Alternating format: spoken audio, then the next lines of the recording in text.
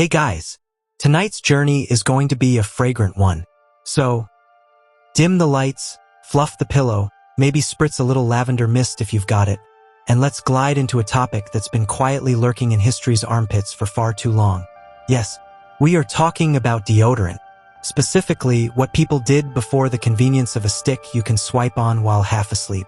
Now, first things first. For most of human history, body odor wasn't considered the social catastrophe it is today. People smelled like people, which is to say, like sweat, smoke, dirt, and the occasional barnyard. Perfume makers in the Middle Ages weren't exactly out here marketing Mountain Fresh or Cool Breeze. More like, mask that plague smell. But that doesn't mean folks didn't try.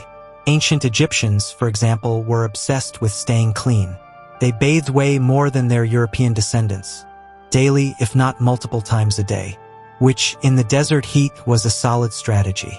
They made little cones of scented wax that servants would place on their heads. As the evening dragged on, the cone would slowly melt down into the hair, releasing waves of perfume. Imagine your scalp turning into a Yankee candle, but with more sand. And of course, they shaved their armpits because, and I know you'll be shocked, hair plus heat equals a sweat swamp. Their solution: just get rid of the hair altogether. Beeswax and razors, sometimes even pumice stones, scrape down until you had what they probably thought was a silky smooth look. Realistically, it was more like a mildly inflamed rash. But hey, it cut down the stench. Meanwhile, the ancient Greeks were taking a more athletic approach. They slathered olive oil all over their bodies before exercising, which sounds slick and glamorous, but really just turned every gymnasium into a giant human charcuterie board. The oil trapped sweat, and then they'd scrape it all off with a metal tool called a strigil. Sweat, dirt, and oil combined. Yum. Some of it was even bottled and sold as a kind of health tonic. Imagine someone today bottling your gym towel and calling it elixir of strength. Rome, as usual, copied Greece but went bigger. Public baths were the ultimate deodorizing tool. You'd soak, scrape, oil, scrape again, and then throw on heavy perfumes. Romans weren't really into subtle scents. They went for strong stuff: myrrh, cinnamon, patchouli. Basically, if you entered a Roman banquet, you either smelled like an incense shop or like, well, the streets of Rome. There wasn't much in between. Let's float over to medieval Europe for a moment. And here's where it gets musky. Regular bathing sort of fell out of fashion. Too much water was believed to open the pores and let disease in, which meant, surprise, people avoided bathing, sometimes for months. Instead, they leaned on linen undergarments. The idea was that linen would absorb the sweat and then you could swap it out. Congratulations, you've just invented the armpit sponge. The wealthy took it a step further with sachets, little pouches of dried herbs and flowers, tucked into clothes, pinned near the chest, sometimes even stuffed into sleeves. Did it stop the smell? No, but at least you reeked of sweat plus lavender instead of just sweat, which, in medieval logic, counted as progress. But not everyone had lavender sachets at hand. Commoners turned to vinegar. Yes, straight up vinegar. They'd wipe themselves down with it, believing it cut through odor. Technically it did, for about 10 minutes before you just smelled like vinegar and human. Imagine going on a medieval Tinder date and your opening scent is fermented salad dressing. Still, vinegar wasn't the worst idea. There were also concoctions involving animal fat mixed with herbs. Rub a little pig lard on the pits, toss in some rosemary, and hope for the best. I mean, deodorant is deodorant, right? Until it melts in the sun and you're just greasy and sad. And let's not forget, perfumes were always hovering in the background, ready to drown the problem. Musk, ambergris, rose oil, cloves. Some of these were incredibly expensive, meaning only elites could afford to cover up their personal cloud of odor. Everyone else? They just lived in the funk. Now, if you're lying there wondering, wait, what about the Renaissance? Weren't they obsessed with looking good? Well, yes, but looking good often took priority over smelling good. People painted their faces white with lead, puffed up their wigs, and then spritzed enough perfume to make a modern Sephora jealous. Baths? Rare. But perfume fountains? Absolutely. Because why solve the root issue when you can just drown it in rosewater? Alright, we've left the Renaissance covered in lard, vinegar, and rose petals. Let's drift into the 17th and 18th centuries, where personal odor started becoming, let's say, a national identity. France, of course, led the way. At the court of Louis XIV, perfume wasn't just a luxury. It was survival. The Sun King himself was reportedly bathed only a handful of times in his entire life. Water was still the enemy, remember? So instead, he marinated in cologne. Whole fountains of it.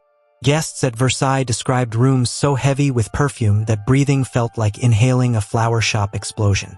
If you were wondering why so many courtiers fainted, it wasn't just the corsets. It was owed a headache. Meanwhile, across the channel, the English took a more practical approach. Linen undergarments were still the secret weapon. Change your shirt, change your smell. Sort of. The nobility also favored scented gloves, heavily perfumed with ambergris or jasmine.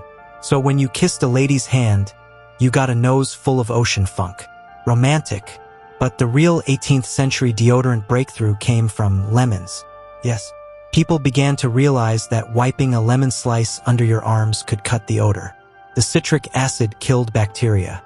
It worked in theory, but also left you sticky and slightly pickled, which, given the alternatives, might have been the most refreshing option on the menu. Let's float a little further into the 19th century. Now we're in the industrial age. Cities are crowded, coal smoke is thick, and people are sweating through heavy Victorian fashion like overstuffed sausages. This is when deodorant finally started inching toward what we'd recognize today. In 1888, the first commercial deodorant, called Mum, appeared. It was basically a cream you dabbed on with your fingers. Very dignified. Excuse me while I butter my pits. Not long after, in the early 20th century, antiperspirants entered the scene. The very first was called Everdry, and it did exactly what it promised. It stopped sweat by literally clogging the pores with aluminum salts.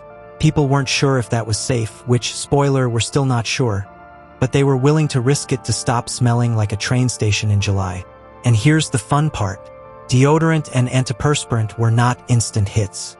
A lot of people thought sweating was natural and covering it up was unnecessary, which they weren't wrong. But advertisers saw an opportunity. They launched whole campaigns convincing women first, and later men, that body odor was basically a moral failing. If you smelled, you'd never get married, never be hired, never be respected. The real invention wasn't deodorant. It was deodorant shame. But let's not skip ahead too quickly, because before the slick 20th century marketing, people were still using some very homemade solutions. Baking soda mixed with water, rubbing alcohol, talcum powder, even crushed herbs tucked under the arms. Think of it as the DIY deodorant movement before Etsy was a thing.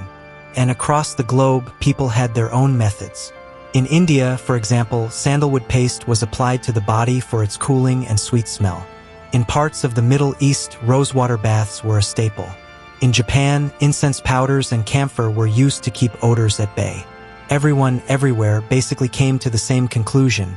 Humans are sweaty, and we should probably do something about it. By the late 19th century, though, perfume and powders were still the dominant approach in the West. Entire industries popped up around scented soaps, colognes, and powders promising to make you fresh as a daisy, which sounds nice until you remember that most people still avoided daily bathing. So you had layers of powder on top of layers of sweat on top of linen shirts that hadn't seen a wash in weeks. The human lasagna. Delicious. Now, drifting gently into the 20th century, deodorant shifted from luxury to necessity. Companies doubled down on advertising. Don't be that person in the office everyone avoids. Don't ruin your social life with odor. Fear, of course, sells. And pretty soon, deodorant was a staple of modern hygiene. But here's the kicker. After thousands of years of wax cones, vinegar wipes, pig fat rubs, and lemon slices, we're still basically doing the same thing. Masking the smell, killing the bacteria, and clogging the sweat. Nothing new under the sweaty sun. So, the next time you swipe on that deodorant stick in the morning, just remember, you're part of a long, weird, fragrant tradition. One that goes back to Egyptians shaving their pits with pumice stones and Romans bottling gym sweat as medicine. History really does smell funny. And with that, I think we can close the book on tonight's bedtime tale of armpits and ingenuity. Sweet dreams.